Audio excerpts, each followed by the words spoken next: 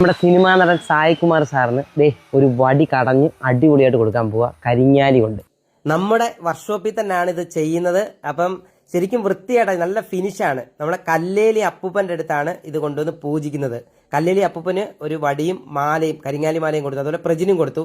അപ്പോൾ അത് നന്നായിട്ട് പൂജിച്ചതിന് ശേഷം നമ്മുടെ സായികുമാർ സാറിനാണ് നമ്മളിത് കൊടുക്കുന്നത്. ആ ദണ്ടും അതുപോലെ തന്നെ മാലയും, മിക്സ്ഡ് മാലയും നമ്മൾ കൊടുത്തു. വളരെ സന്തോഷത്തോടാണ് അത് വാങ്ങിച്ചത്.